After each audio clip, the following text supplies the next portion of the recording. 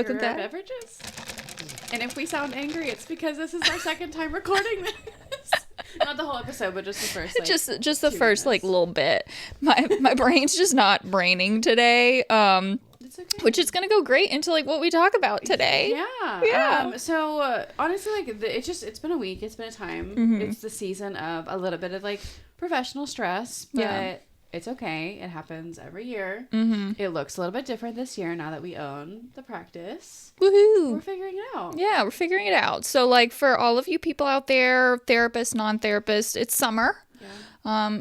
It's May. Big summer blowout. Big summer blowout. It's May, so of course school's getting out. People are going on vacays, taking little break skis, just enjoying the sunshine and such. Which looks a little bit different for caseloads. It does. Which can be great because it gives us time for other things. Much needed. Yeah. Other things for sure. But again, a little bit stressful. That's hard though, because I feel like outside of the summer, when we run the business and we see clients, it is pretty nice. Like feels like a good flow. But I feel like this time of year, it just feels like it's not, I don't know, compatible. Yeah. I guess is a good word, because like clinically, my brain is like, nice. We have a few less people. There's a cancellation, whatever. My brain is like, yeah, summer. Good. But then the business brain in me is like, what? Yeah. Yeah. And it's like, girl, you're still doing fine, but like, okay, we just have to pivot. So again, it's just a different way of functioning, and we're figuring it out. Again, it's year one. We're figuring it out. Yeah, and now like I haven't thought about this until just now. This is the point we were not doing this last summer. Yeah, we because I'm weren't. thinking like, okay, well, we always have a summer, but this is the first time we're having a summer with the business and clients because we started in August. Yeah. And So- like even in previous summers when I've just been seeing clients, it's just a different kind of stress. I'm sure Yeah. you feel the same way. Yeah. It's very different, but we'll figure it out. Right. We always do. Just one delusional sweet treat at a time. One chai at a time. Lots of energy drinks. I was saying it before we started recording. I have a different beverage every, I almost said session, every episode. It is a session. It's our own It kind sessions. of is. Yeah. But so actually today our episode was actually chosen by our social media, which was really fun. Thanks, guys. So I actually posted on my personal social media too. And it was interesting because personally and professionally, people voted the same way. Really? So we gave our listeners 4 different options, and we will cover all 4. Those will all be Pretty sure they're already drafted in there. that they are. Yeah, I that's was really what I excited. thought. So we had 4 different episode options, and this one was the first pick by a landslide, which I thought was interesting because this actually wasn't the one that I thought people would pick, but was like a cool kind of caveat. So, okay, if you want to help choose our episodes, if there's something you want to hear us talk about, follow us on Instagram, on TikTok, on YouTube. It's on Instagram, it's Couch Combos the Pod. On TikTok, it's Soul Haven Counseling. YouTube is Soul Haven Counseling. You can be part of our little podcast family, and also you can call the shots sometimes. Yeah. Or even I found this out actually the other day. You can make comments on Spotify.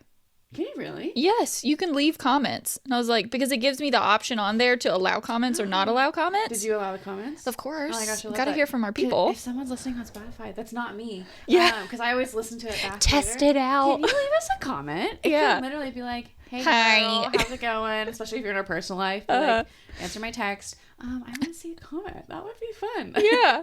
So just let us know. Hit us up. Absolutely. So to start today, I wanted to bring up some TikTok tea for you. And I think it's just like one of those weeks where it was a frustrating week professionally. Yeah. And I saw this on like the therapist side of TikTok, not the therapy side for clients, but the therapist side for providers. Right. And it added gasoline to the fire of my rage this week. And there's a new debate among therapists. It is, if a client brings you a coffee, you shouldn't take it. Oh my God. Okay. I told you you'd be fine. Yeah. Yes, because before we started recording, I looked at Sarah. I was like, because I'm not on TikTok other than like our TikTok plus one friend who sends me TikToks, and I literally had to get it for that reason. Thanks, Christina. Yeah, thanks, girl. So I had no idea. I was like, what is the coffee debate? So okay, there's a debate going on that if a client brings you a coffee, you're supposed to be like, no, I don't want your coffee. Therapists across TikTok are debating whether or not it is ethical to accept the coffee. So it's the dilemma Yes. of like, should we accept gifts? So, okay, meanwhile, I'm like, all right, if this is a brand new client, I don't know, because you just don't know enough background. You don't know if they're like kind of trying to sway you in a certain way. You don't know if your clinical impressions are being bought. But I'm thinking if any of my established clients brought a coffee in to session, I'd be like, I love you. Yes. I wouldn't say that. Right. I mean, I might, honestly, with certain clients, because they know that's like, not... oh my gosh, you are awesome. I would... That's what I'd say, like, thank you so much. This just made my day. You have now given me fuel to function. I really appreciate you. If any of my longstanding clients did that, I would be like, you're the best. It just adds to why you're the best. Oh my gosh, yes. First of all, I've never had a client on the onset ever bring me anything. No. I feel like that would be just a wild concept for that to happen. Yeah, like, hey, it's an intake. Like, I brought you this. I'd be like, oh, okay. Yeah. But I've had clients bring me coffee and I was like, oh my gosh. That's so nice. I was like, yes. It's always like, you didn't have to do that, but I really appreciate it. Especially, a lot of them later on in the day, they're kids. Yes. And so their parents will say like, hey, I know it's a late session. I'm sure that you haven't eaten in a while. Here's like, I think I've had one person bring me chicken nuggets. That's so nice. Right? And they were like, we just, didn't know if you had eaten and we appreciate you. Yeah. And I was like, oh, thank you so much. And we ate nuggets together. Like, had a little meal. Because I was also thinking about all these therapists are debating if it's ethical or not, and like what it does to the therapeutic relationship. It's like, okay, let's tap into it. Let's play therapist brain. So sure, you accept the coffee, and it strengthens a therapeutic relationship. Right. Adds to more like mutual understanding, respect, empathy. If you don't take it, what are you expecting this client to do? Sit there with your coffee in their hands and just kind of double fisting, like ASMR, like okay. I'm trying to put myself in those shoes. I would feel so uncomfortable. I would probably be like, I'm never going back. No, yeah, I would be like, this person hates me. Yes. They think I poisoned them. Right. They don't trust me. Yeah. Like, why would they not accept a coffee? Because a coffee is not $100. No. Like, it's not like they talk about the dollar amount and all that stuff. And it's like, a coffee is... I told you this was going to make your blood boil. Yes. But can you imagine, like, me midweek? I was just like... Oh, okay. It was, what is it? Is it from Fairly Odd Parents? Or it's one of those shows where it was like Dinkelberg. Yes, that is Fairly Odd Parents. That's great. Which also I saw something that Fairly Odd Parents and Danny Phantom are apparently the same story plot. Same person. Apparently Danny Phantom is Timmy Turner. But anywho, that's a side quest conversation. But yeah, no, like the idea that someone would potentially say, no, you should not do that, would just hurt my heart for like my client who went out of their way to say like, hey, I was getting myself a coffee. I got you one too. Yes. I care about our relationship. Absolutely. And what that would do to break that down if I said no. Because like we are people. Like most of my clients can see I'm either drinking water or I'm drinking an energy drink in every single session. Yeah. So if they were like, oh, I saw this flavor and I brought it for you, I'd be like, you're the best. Thank you. I'd be like, thank you for your service. I appreciate you. So I think it's just idea of like, we need to humanize therapists. And why is it that if someone brought a gift card, a thank you note, a treat to their physician, it's fine. Yeah. But a therapist, it's not all of a sudden. It's also this idea of like, why? Right. But where is the respect for our profession sometimes, which goes towards things we've talked about this week too. Yes, it does. Definitely. So I will say this. I think this kind of leads well into our topic today, and it's the myth of high functioning. And because when I posted this online, I didn't know how it would be received. And I kind of did that intentionally. Because you think high functioning, a lot of people go to autism. Right. Some go to depression, anxiety. And I thought that it was a good kind of umbrella statement for today of just like, why saying high functioning is a load of malarkey. A load of malarkey. Right, because there's labels, right? And even if we think about diagnoses, I don't know about you. I'm pretty sure actually I do know about you. But anytime I mention, especially working with insurance, that there has to be a diagnosis when you work with insurance, I will talk about that with the client, be like, hey, this is what this looks like. This does not define you as a person. However, it is a label, and what that feels like with one person is going to feel different than what it feels like with another person. Some people are like, I love that. Another one's like, don't like this at all. Don't give me that. And so I really wanted to kind of make sure that we were very upfront in this episode of like, what we're not doing is shaming people who use this label and feel okay with it. Yeah. In no way is that what we're trying to do. But what we are trying to do is talk about why it exists and why it can be like harmful, oppressive, and why it's honestly just a mask that a lot of people hide from.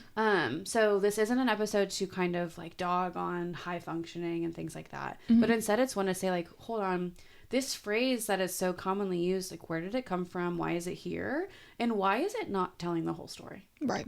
So, you know. So, where it came from, the origin story, if you will.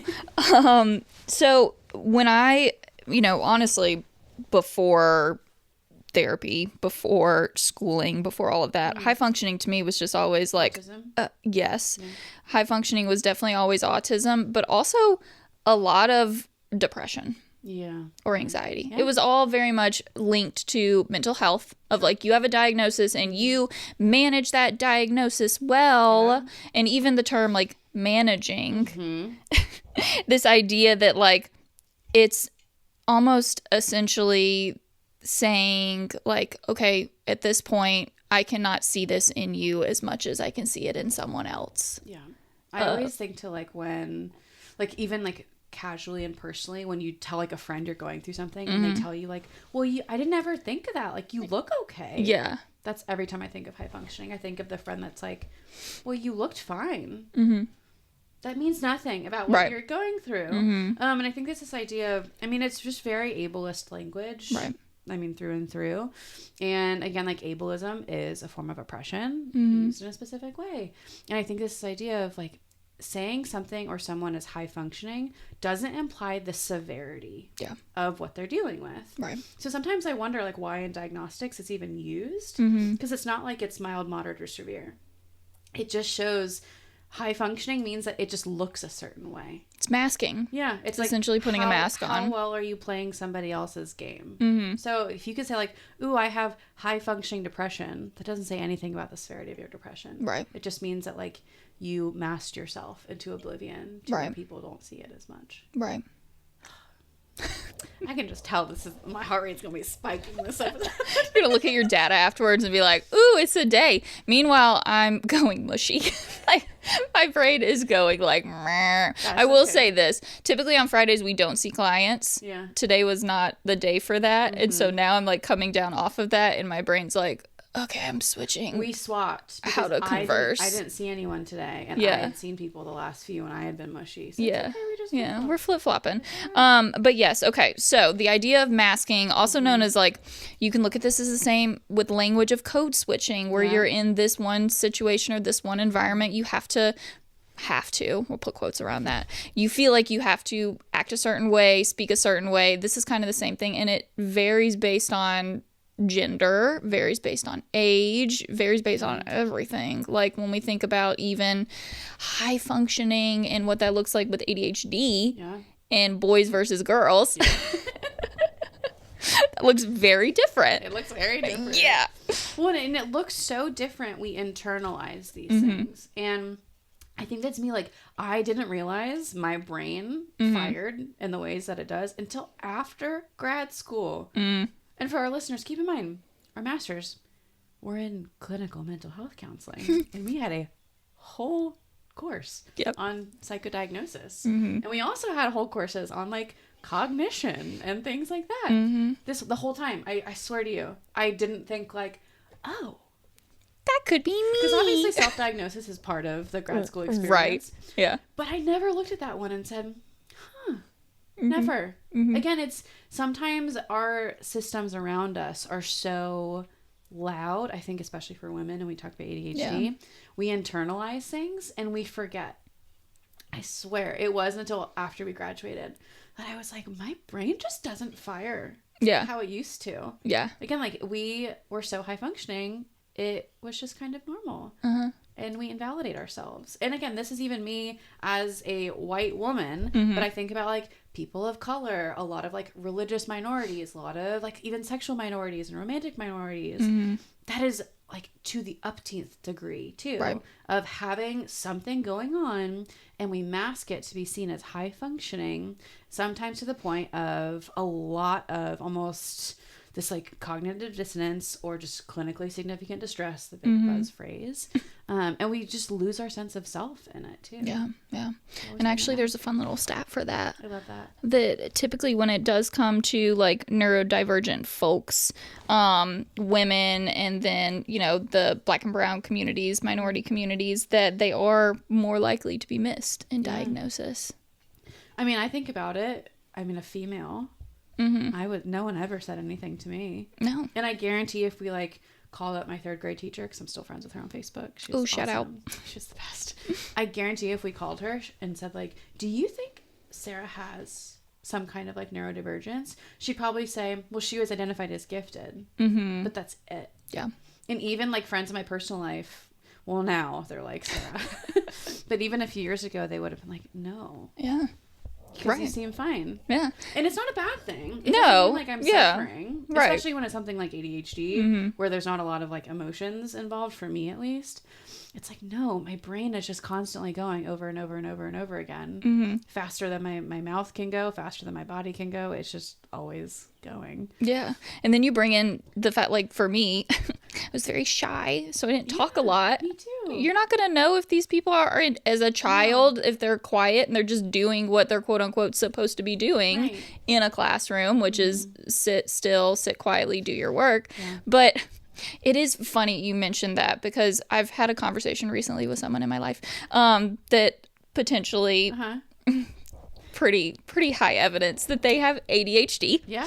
That was not diagnosed. They didn't even think about it, and they're like, "But I've been doing fine." Yeah. And I was like, "That doesn't mean anything. That doesn't mean anything. Like, you were able to manage your life in the way that you could with that. It doesn't mean that it makes you less than because you have this diagnosis. It just means that, like, hey, this could be shining. It's just something. Just some information. It's very much, it just means that you play the game well. And okay, let's even take it out further. This is when you can tell I'm very systemic in nature once in a while.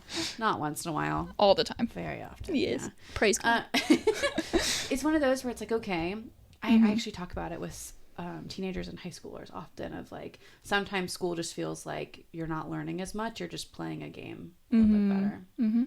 Again, like teaching to the test, like learning to a test. Right. And I like talk to a lot of people about it, and sometimes I even use the phrase, well, it's how you play the game.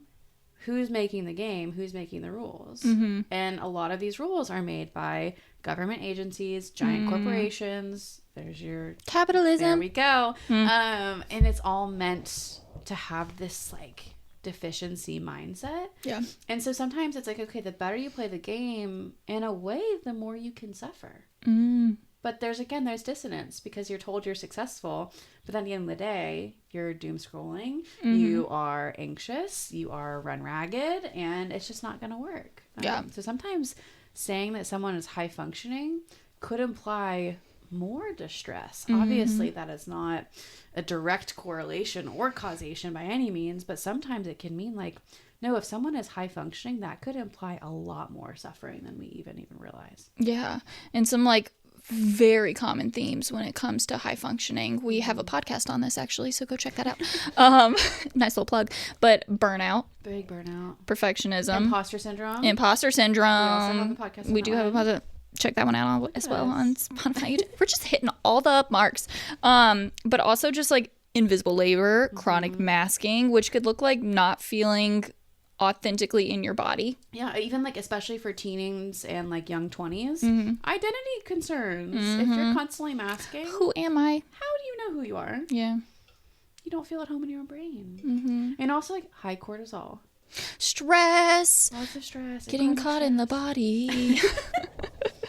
Yeah, so definitely. And, you know, there's this idea of like, if you're functioning well with whatever diagnosis or just in life, that there's no opportunity for you to slip. Because if you slip, you're going downslide, like instantly to the bottom of the pit. When in reality, no, that's just a part of like the human experience. Well, and I'd be really interested to see what high functioning looks like by gender in different like age bands, because I'm thinking about things like teenagers. I feel like it's almost socially acceptable for young teenage girls to not be functioning well. Yeah. Because you're seen as just a hormonal teenage girl. But for teen boys, you're seen as almost like a behavioral concern. Right. But then I think about like adult men. There's no way it's socially acceptable for them to not be high functioning. Right. I think about a lot of men when they show any cracks, it's seen as weak and things like that. But for adult women, sometimes it's seen as like, ooh, they're self-developing. They're emotionally aware. They're on a healing journey. Yeah. And so I'm really interested to see kind of like the stigma and the bias and just like also the internalized shame of what it means to be high functioning in different stages of your life and by gender. So, I mean, that's interesting. If you feel like you fall under like a high functioning umbrella of anything and you feel comfortable kind of telling us in those new comments, let us know. What is that like? Around what age range are you? Again, we want to protect everyone's privacy. Right. If you feel comfortable, tell us like your age range or stage of life you're in and what that's like. Because I feel like even now, our age range, it's only socially acceptable to be somewhat lower functioning, because we still are expected to have it really, really together. Right. Which, like, that's all a myth anyway. Right. What is together? Who knows? So moving into like our own personal experience, what has high functioning looked like in your life? Like, how did you know? What was it like? I think so. As I've gotten older, that the answer to that has changed, much like anything else. I think it looks like feeling like you're on a pedestal, like you even said. Because even as I was younger, I remember I talked about this in our first episode. I was always the kid in classes where like the quote unquote problem children were moved next to me. Yeah. So I was like a good example for them. I was just quiet. I was shy. So I think over time it just looked like feeling like I was on a pedestal and I couldn't break or falter, and that's exactly what high functioning looks like. It's like, oh, I've already presented like this, I've set this expectation, this bar, and it's to the point where I felt like if I deviated from that even a little bit, there would be bigger ramifications from it. And it also looks like success. Like being high functioning made me really successful academically, made me really successful professionally, and also with athletics.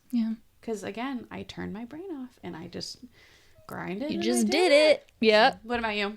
Okay, so mine's kind of on the same vein. I would say that it was the idea of it was never good enough. Like, if you met a goal, okay, we got to meet another goal. You got to keep pushing yourself no matter what. But then in that, I was never actually accepting, like, oh, wow, I did something. I did something well. It was almost seen as a given of, well, you better be. Sure. You know, like you're really good at this, so you better be meeting all the goals at that. So kind of like the pedestal, but more of just a continuously like pushing that bar further and further and further. So if we were to think about like red flags in those moments where it's like, oh, hold on, let me check in with myself. So obviously something we can use personally and professionally. Right. And of course, any listeners can also utilize this too. Yeah. What were some red flags for you when it was like, ooh, no, I think I'm going from my baseline to I'm just high functioning with X, Y, or Z? Well, definitely burnout, which we've talked about what burnout looks like. A lot of crying, lots of emotions. But then also comparison. I've noticed myself doing a lot of comparison of, well, they're doing this, so I need to be doing this better. Or I'm not, I'm shoulding myself.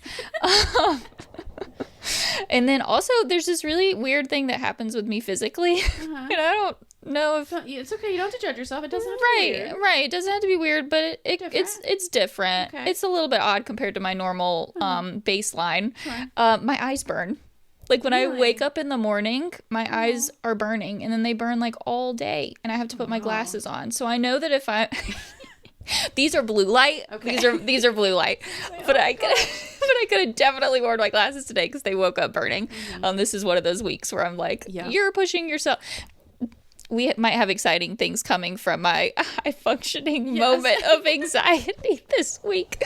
But because of that, like I feel myself, I've been majorly overworking. And when I do that, I'm exhausted. And so when I wake up, my eyes start burning. Mine used to twitch, so I do understand. Oh, you get the little... I did, I think I grew out of it at some point, but my eyes used to twitch. Yeah.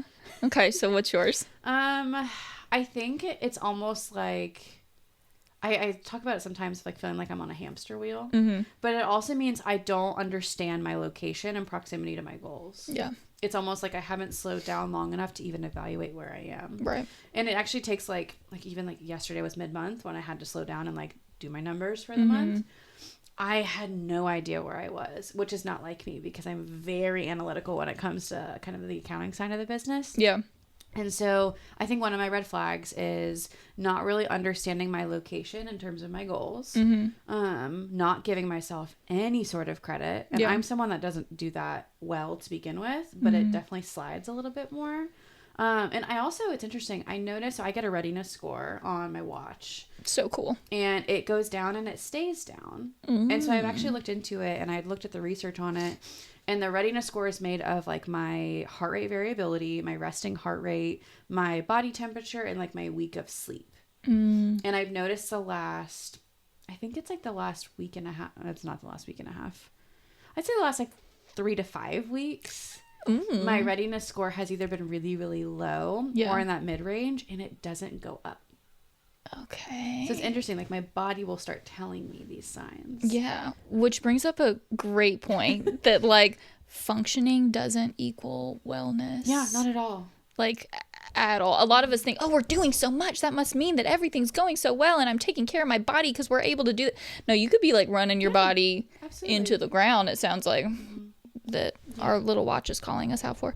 Well, even just like how someone looks is no indicator of how they're doing physically, mentally, or emotionally. And I think that's just kind of like, if we were to break down the myth of high functioning in a sentence, it would be that how someone looks and how they perform means nothing. Right. It doesn't mean anything about how they're doing or where they're at. Because you're right. And I think it's this idea of like performing doesn't mean there's peace. And this idea that like stability is not always safety. Right. Sometimes being wildly stable is a bit of a fawn response. Because people don't talk about the fawn response in trauma. No, they do not. Which that's a big one, you guys, because it's seen as socially acceptable. Yes. And of like, oh, you're just being respectful. You're doing what you need to do. Especially You're for women. And especially for, I would say, like Southern conservative men too. Yeah. Yeah. And then definitely for teen girls. Yeah. Our little precious ones. Yes. Okay, so can you break down like the fawn response a little bit? Yes. So fawning is essentially like you are doing whatever possible to make that person feel secure and feel safe and feel essentially like you're doing whatever they need from like you. Peacekeeping. Yeah. Of, a lot of people look at it as like a mediator. It's a little different than a mediator, but kind of the same of like you're not seeing both sides and working against an issue. It's more like I am the issue and I need to fix myself in order to make this person happy kind of situation. I'm actually going to pull it up right now because I think it's very relevant. I sent my mom something about the fawn response. Did you? Recently, because we were talking about it, because we both were talking about just like stress in our lives and what that looks like. Also keep in mind, I am a person at the end of the day. And what? It was like a pretty unhinged conversation, like on the way to get our nails done. So recently I was talking to my mom about the fawn response, and this is something that I sent her. And I think that it helps take this really great clinical kind of definition that you just gave and put it into life. So it says, the fawn response can look like you feel unsettled if you're not being busy and useful. You have cycles of intense self-sacrifice followed by an urge to free yourself and start over. That one... Ooh. It brought me back to when my husband talked to my parents about proposing, and they were like, just be careful, she's a runner. I didn't know that. Oh, yeah. That's hilarious. Also, like, props to them. Really aware. And then you struggle to share your authentic self and feel disappointed when people don't know you. You overcommit on duties and then hide.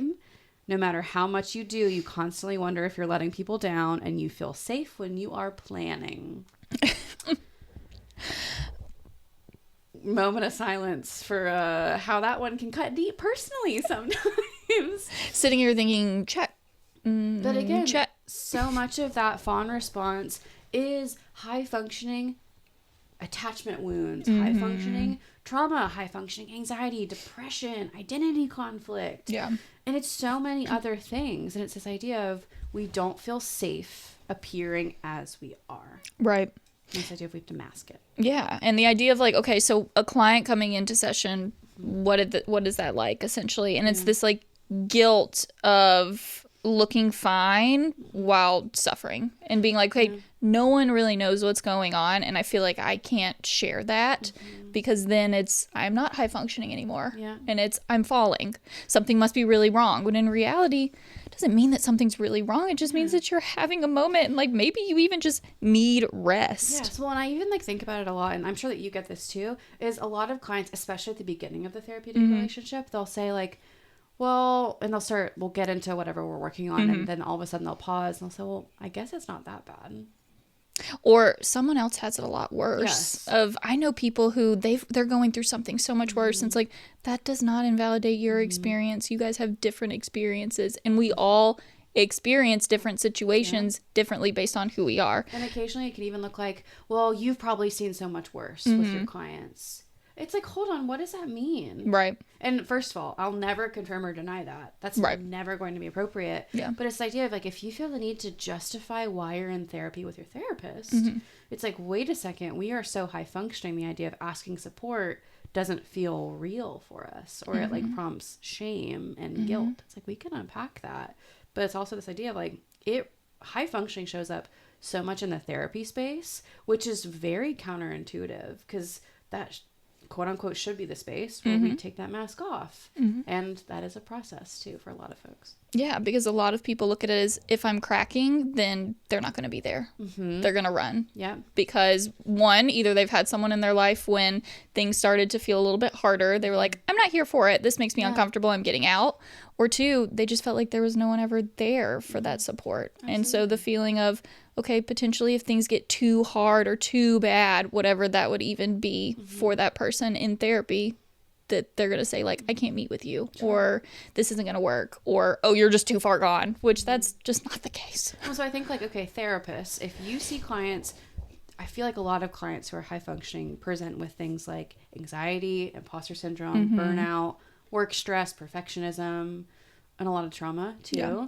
I feel like a lot of therapists will automatically know to bring that into the therapy space. But if you're a client and you feel like you are just a high functioning and high performing person, we are high functioning, performing, achieving, it's okay to tell your therapist that that dynamic is happening in the room. If anything, it might actually be very helpful for them to know. Or even this idea of, I feel like I want to be crying right now, but I know I'm not going to.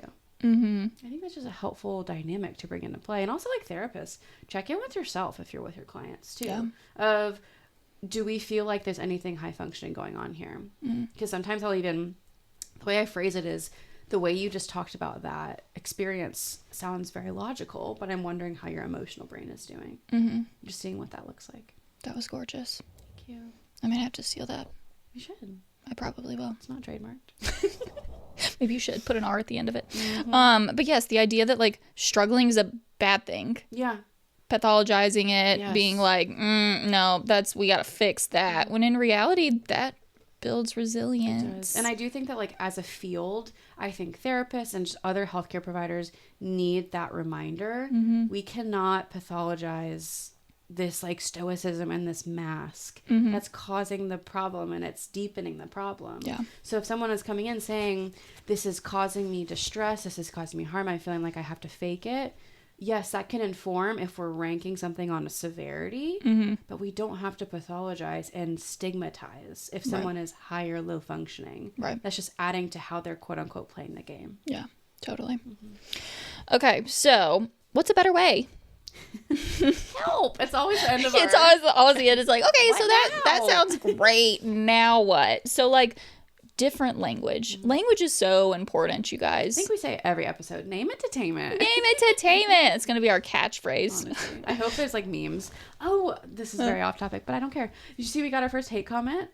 No. We did. No way. What did it say? So we made it, you guys. So we got our first hate comment. Honestly, I saw that and I was like, I'm really proud of the reach that we've gotten. It was on Facebook. Okay. It was from our 20s episode. And we talked about it's okay to celebrate non-marital wins. Yeah. And someone commented on Facebook. And they were like, this is ridiculous. This is just a participation trophy. We don't need to be rewarding all these things. So I will say, I can't remember their name, but it's public information, so I wouldn't be breaking anything. Yeah. I would love to encourage them to think about who hurt you. Also, like, why do they not feel like they're worth celebrating? Right. Like, why can't you celebrate the things in your life that aren't huge, quote unquote, milestones? It's like, that's kind of sad. Also, I mean, affirming the goodness and like the wins in your day does not have to equate to a massive spectacle. And I think that's where maybe things were misunderstood. And this idea, like, we're not constantly celebrating like a big party. Yeah. It's literally looking at yourself in the mirror and saying, I did a good job. Yeah. That's it. Right. But yeah, we got our first hate comment on that. It's probably, I bet it was the podcast reel where we talked about throwing a party for something you want to celebrate. Yeah. Okay. Yeah, guys, we're not talking about actually throwing a party every single time something good in your life happens, but at least like giving yourself a little pat on the back of, hey, go you. So that was we're great. talking about high functioning. But the thing is, like, if we were feeling self-critical, anxious, high functioning, we could have deleted that post entirely. Right. But no. First of all, we put ourselves online. Right. We got to keep it up there. The person put their comment online. We're going to keep it up there. I think someone reported it. Did they really? Because it's hidden and I'm having a hard time finding it. Oh. But it's just interesting when we're talking about high functioning. It can also look like a lot of like external criticism and sometimes bullying. Because a lot of time, high functioning anxiety, depression can just look like being unkind to other people on top of ourselves. So language. Language. So instead of saying high functioning or low functioning, but saying currently coping through over functioning. Yeah. I usually say like overcompensating. Yeah. Because that doesn't imply like how I'm doing. But it's like, no, like I'm just doing the most right now. Yeah. I like to call mine out specifically and say overworking. Yeah. Because I know for me personally, my high functioning is I'm overworking in whatever that is. So I always like to say like currently coping through over functioning or overworking, not over functioning. Or it could even be like I'm just masking a lot. Yeah. Or be like, yeah. Or I know for some of my clients that I work with, it's just like, oh, like your mask is on today, or like how thick is your mask. And that's all it could take, especially if you have someone you trust in your life, and it even could be your therapist of like, oh, like my mask is really big, or it's not that big today, it's like the little like Cinderella story masks. The little Zorro mask, or like the giant like Mardi Gras mask, whatever it is. So I think it's just different ways to talk about it, because it's neutral. It's just kind of getting people to know where you're at, not positive or negative. It's not assuming or implying, it's just a general, this is where I am. And the next one's not visibly in crisis but still in pain. So essentially like there's some stuff that's going on that I'm not currently showing. So saying like, okay, internally I have some feelings happening, I am not portraying them right now. Well, and I do feel like this kind of brings up a good kind of like other side of things, is that if you aren't high functioning, and I know this is definitely a little bit more off script, but I think it ties back to what we mentioned at the beginning of the episode too, is if you're not high functioning, that's okay. Like it's completely fine. Because first of all, if you have the bravery to express how you feel and aware how you feel, I think that's a lot to be proud of. Or if you don't have another choice, there's always a reason why someone's not high functioning, or if like ability levels are different, things of that nature. And this idea of like being high functioning is not a badge of honor, and being low functioning is not a badge of dishonor either. And so I think when we're thinking about better ways to go about this, it's again, we're just trying to find a balance, because everything just feels like it's on the extremes. And there's going to be pros and cons either way. Right. And not measuring resiliency, or is it resiliency or resilience? Both. I think it's both, right? Yeah. I had someone mention that it's not resiliency, but I say it so much. But anywho, by like how invisible like that suffering is. So, you know, how well that I can manage of, oh, I'm stronger because no one knows what's happening. You guys, community is out there. It is. For a reason. We love community. For every realm of functioning. Yes. Community is there. Yeah. And sometimes it's nice to even just be able to talk about it. You don't have to be looking for a solution. No. You don't even have to be asking for a fix, but just saying like, this is what's going on. I got it. Like, I want to manage this so I can show myself that I can do it, but I do want to have just a little extra like support while doing this, which might look like a chai. Energy drink. Or even just a nap or taking a day. If you are in a role or a profession or a field where you can take a day without drastic consequences for yourself, because obviously there's exceptions, Right. Go for it. And you don't have to justify it. You don't have to explain, nothing like that. Just go. And I actually think, so this is actually something I've done recently in my own therapy sessions with clients that could be a great way to unmask high functioning. And it's when you notice that the mask is on pretty significantly, whether it's in yourself or if you're a therapist or another helper, like with it, someone else. I actually set a timer on my computer. And I didn't let them know how much time I was setting it for. It's usually between 3 to 7 minutes. And I ask, okay, I'm not going to say anything to you. I'll kind of show you nonverbally that I'm hearing you and I'm listening and I'm tracking. But I just ask, how are you? And I set the timer. And specifically, the most recent time I did this, it lasted about 3 minutes. And in that time, the first 10 seconds were the mask and the rest was not. And I think it's a really powerful thing to say and to do with yourself or with somebody else to kind of evaluate at what level of functioning am I right now? Yeah. If I know that I'm impacted by anxiety, depression, neurodivergence, or just life right now. Yeah. The world is a really interesting place at the moment. Like asking yourself, okay, if I ask myself, how am I? Set a timer. What happens after the first 20 seconds will really show you where you're at. Isn't that interesting? I mean, it was very uncomfortable for the client to do. And honestly, like, this client is an absolute superstar for engaging in that practice and also for trusting me to engage in that. But I do think it's, if we feel safe enough to take off our mask, you know what? I'm just going to stick it to the hate comment. That should be celebrated. Celebrate it. As it should. Yeah. But I think it just shows a different way to manage that, like, functioning umbrella. So speaking of celebration and gold stars, Yeah. what caused you to stop chasing after that high functioning? Like, oh, you're going to get a star for being the most successful, no matter what it looks like, how you get there, and my definition of what success is.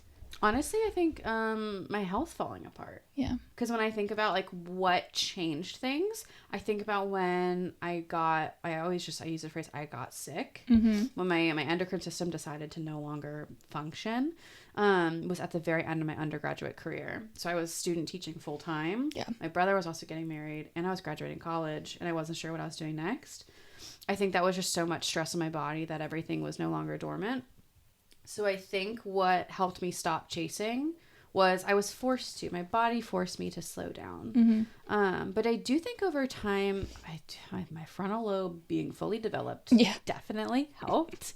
So shout out to the frontal lobe. I love me some neuroscience. I haven't talked about it in a few episodes. I need to bring that back. I think that was helpful. But I also think that changing my social support network was a big difference too. Is when I stopped surrounding myself with people who were very image driven. That's what helped a lot because there wasn't a pressure to appear a certain way. So again, I was no longer in standard education systems where you're supposed to look and act a certain way. And I was no longer around people that also had that kind of guideline for me. So that helped. But what about you? So mine was faith. Yeah. Mine have to be like God, of recognizing, because, you know, there's a part of my life where that was not something that was very salient. I was not very connected to it. And so around college, I broke and realized, okay, what I'm doing right now, it's not sustainable and it's not helpful for me. And so by finding like my faith and recognizing that, you know, in my opinion, and not everyone is into faith, into religion, all of that, but for me, it was very helpful of knowing that I was given exactly what I needed to be given in order to carry out the purpose that he has for me, and that's already planned. And like, this actually came up in church the other day of like, I am just the manager of my life and he's the owner of my life. So it sounds like, I know earlier you mentioned that like the finish line kept moving for you, but it sounds like instead of that, you just got rid of the finish line entirely and you're like, all right, I'm just going to keep going. Yeah.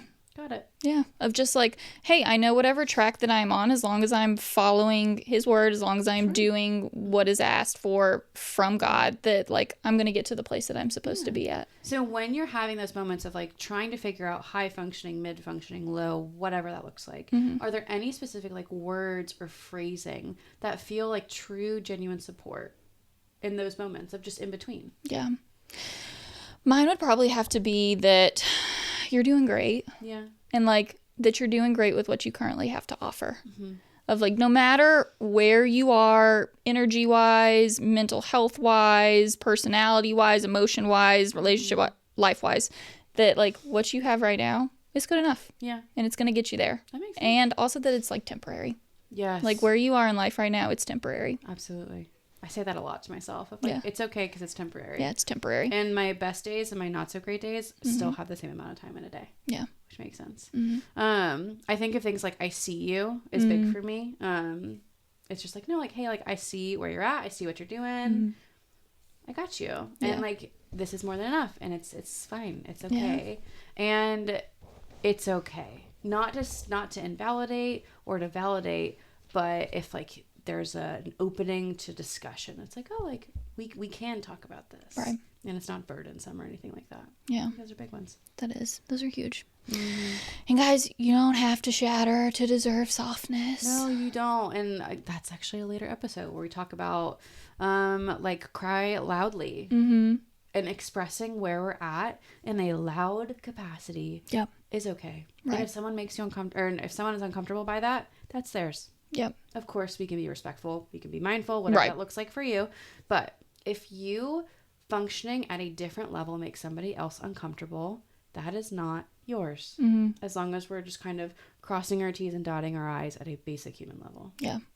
And that help can be there before you feel completely unraveled. Yes. You don't have to reach low functioning or high functioning to deserve support. You deserve support when you're having the best day of your life, and you deserve support on the worst day and every other day in between. Yeah. It just looks different. Right. That's why like people will come into therapy and they'll want to talk about something exciting, and then afterwards like, oh my gosh, I'm so sorry we didn't talk about it. I was like, I should get back to this other thing. Yeah, I was like, no, wait a minute. Like we're here for when times are great, because those deserve to be talked about and experienced with someone else. For sure. And like sometimes we just want to like bask in that things are going great. Therapy is not only for when things feel like they are quote unquote unraveling or you are low functioning. You could be thriving and be like, I just want to go to therapy to process it, talk about it, see what I'm doing well right now for myself and how to maintain that. So if we were to kind of bring it all together, what parts of you, I love it because it's like an IFS